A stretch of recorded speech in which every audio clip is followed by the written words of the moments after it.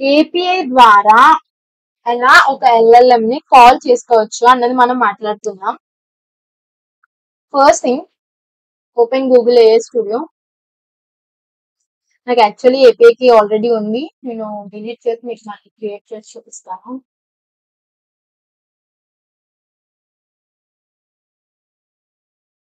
Google AI స్టూడియోకి వెళ్ళండి.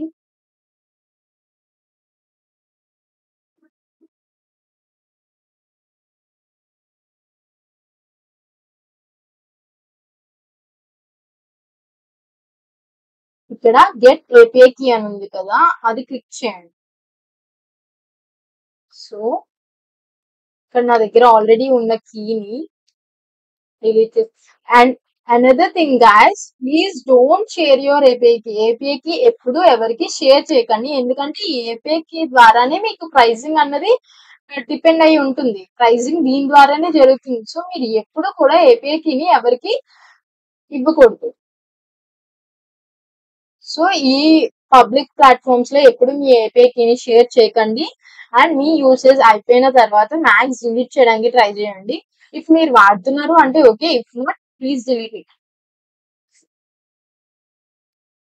మన ఏపీఐ కీకి ఒక పేరు ఇద్దాం. ఓకే, ఏదైనా ఒక ప్రాజెక్ట్ క్రియేట్ చేయండి, like LLM calling or anything, మీ ఇష్టం.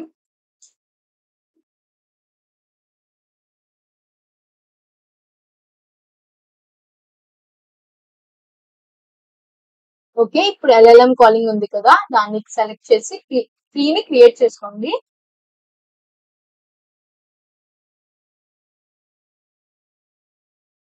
చేసుకున్న తర్వాత గూగుల్ కొలాబ్ లోకి వెళ్ళండి. సో ఈ ఏపీఐ కీని మనం మన దాంట్లోకి ఎలా ఇంటిగ్రేట్ చేసుకోవచ్చు అన్నది అప్పుడు గూగుల్ గానే కాదు, ప్రతి దానికి మనం ఏపీఐస్ క్రియేట్ చేసుకోవచ్చు కదా, లైక్ ఓపెన్ ఏఐ కానీ దేనికైనా. ఇప్పుడు దానికి ఏపీఐ డాక్యుమెంటేషన్ అనేది ఒకదానికి ప్రతి దానికి ఉంటుందండి. సో ఆ డాక్యుమెంటేషన్ లోకి వెళ్ళి మీరు ఆ డాక్యుమెంటేషన్ బట్టి జస్ట్ కోడ్ కాపీ చేసుకొని దానిలోకి నోట్ చేసుకుంటారు అంతే. అంతకు మించి మీరేమి, అందుకే అన్నాను ఇది లో కోడ్. మీకు కొంచెం కోడ్ చిన్న ఐడియా ఉంటే సరిపోతుంది. మినిమం బేసిక్స్ తెలియాలి. అంటే ఇప్పుడు దేని నుంచి ఫ్రమ్ అంటే ఏంటి, ఇంపోర్ట్ అంటే ఏంటి, మనం ఎలా తీసుకున్నాం, ఫంక్షన్ ఎలా క్రియేట్ చేస్తున్నాము, అంటే మినిమం బేసిక్ థింగ్ నాలెడ్జ్ ఉంటే చాలు. దీనికి ఫస్ట్ ఏంటంటే, ఫస్ట్ మనం గూగుల్ ని ఇన్స్టాల్ చేసుకోవాలి కాబట్టి పిప్ ఇన్స్టాల్, దీన్ని కాపీ చేసుకోండి, గూగుల్ కొలాబ్కి వెళ్ళండి.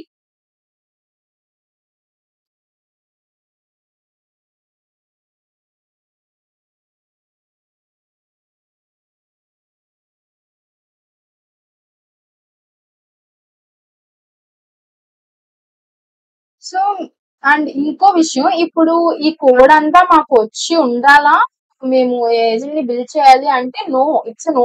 కానీ మీకు మినిమం అర్థం అవ్వాలి, ఈ ఏపీఐ డాక్యుమెంటేషన్ అన్నది గూగుల్ వాళ్ళు ఇచ్చిందే. అలాగే ప్రతి వాళ్ళు డాక్యుమెంటేషన్ ఇస్తారు, మీరు జస్ట్ కాపీ చేసుకొని పేస్ట్ చేసుకొని, అంటే ఇప్పుడు ఏపీఐ కీని ఇందులో ఎక్కడ పెట్టాలి అన్నది మినిమం. అంటే ఇప్పుడు మోడల్ అంటే ఏంటి, మోడల్ లో మీరు ఏది యూజ్ చేస్తున్నారో అది ఎక్కడ పెట్టాలి, కంటెంట్స్ అంటే మినిమం నాలెడ్జ్ ఉంటే చాలు. మీరేమి ఈ కోడ్ మొత్తాన్ని బట్టి కుట్టాల్సిన అవసరం లేదు, జస్ట్ అర్థం చేసుకోండి చాలు. ప్రతిదీ కోడ్ అవైలబుల్ గానే ఉంటుంది, మీరు జస్ట్ కాపీ చేసి పేస్ట్ చేయగలగాలి, అండ్ మీకు దానికి ఫుల్ గా మీనింగ్ తెలిసి ఉండాలి అంతే. ఓకే, సో కోడ్ కాపీ చేసుకోండి, ఫస్ట్ మీరు ఇన్స్టాల్ చేసుకోవాలి కాబట్టి.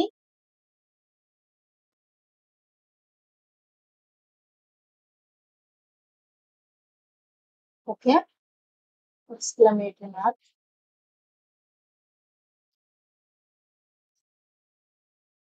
Install it. అది ఇన్స్టాల్ అవుతుంది అంతలోకి.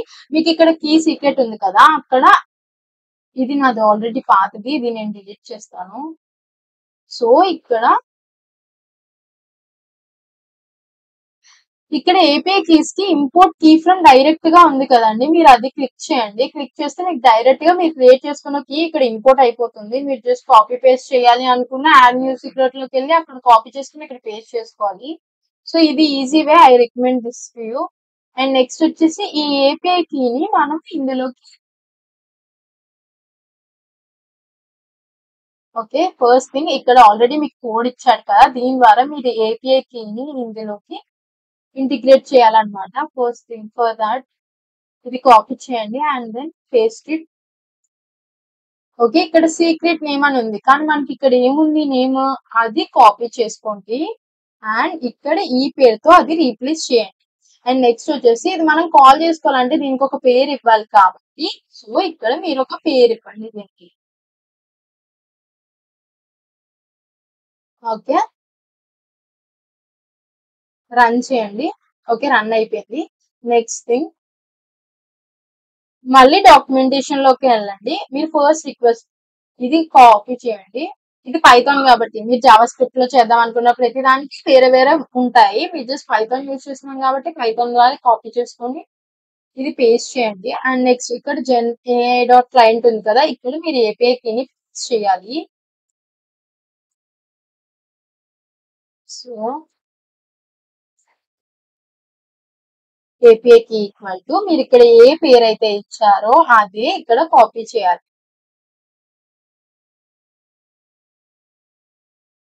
ఓకే. అయిపోయింది. నెక్స్ట్ వచ్చేసి 2.0 అన్నది ఫ్రీ సోర్స్ అండి. సో నేను 2.0 అన్నది ఫ్రీ సోర్స్. నేను 2.0 వాడుతున్నాను. అండ్ కంటెంట్స్ ఇది అంటే మీరు ఏదైనా క్వశ్చన్ అడగొచ్చు అక్కడ. సో మీరు ప్రింట్ చేద్దాం మనం. సో ఏంటండి ఇక్కడ మీకు అవుట్పుట్ వచ్చింది. మీరు ఇంకా ఏమైనా అడగొచ్చు అడగాలనుకుంటే. Explain anything.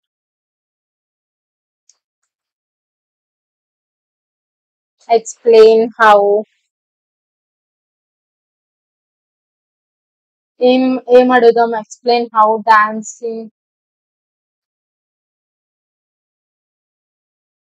Helps in few words. Dancing ఎలా మనకి హెల్ప్ చేస్తుంది అడుగు. చూడండి dancing improve physical fitness coordination mood well expressive. So ఇలా మీరు అవుట్పుట్. సో మీరు ఫస్ట్ LLM కాల్ చేసేసారు.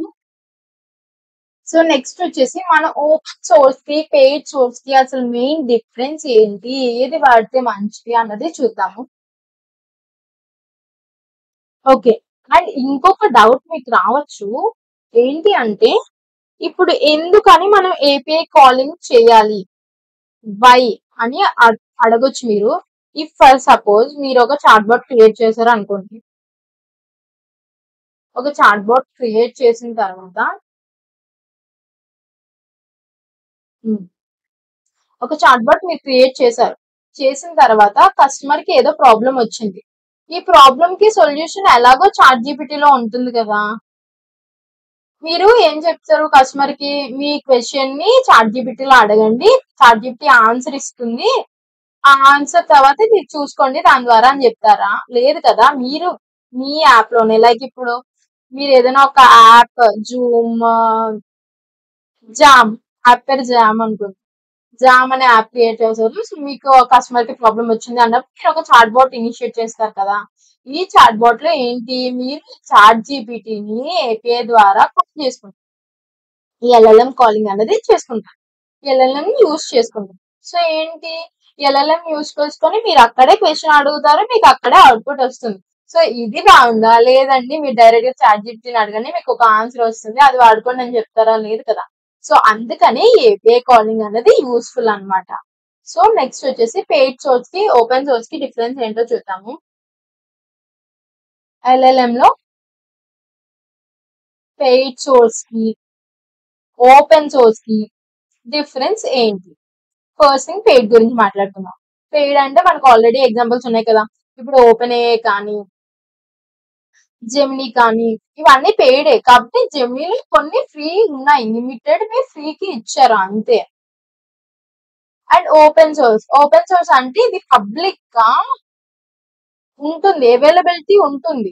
మీరు ఏమైనా కాంట్రిబ్యూట్ చేయాలి అనుకుంటే ఈ LLM కి మీరు కాంట్రిబ్యూట్ కూడా చేయొచ్చు త్రూ గిట్హబ్ ద్వారా కానీ దేని ద్వారా అయినా సరే ఈ ఓపెన్ సోర్స్ కి మీరు కాంట్రిబ్యూట్ చేయగలుగుతారు, చేయొచ్చు కూడా. అండ్ నెక్స్ట్ ఈ పెయిడ్ సోర్స్ లో ఏంటి అంటే హోస్టింగ్ అన్నది హోస్టింగ్ అన్నది వాళ్ళ సర్వర్స్ లోనే జరుగుతుంది.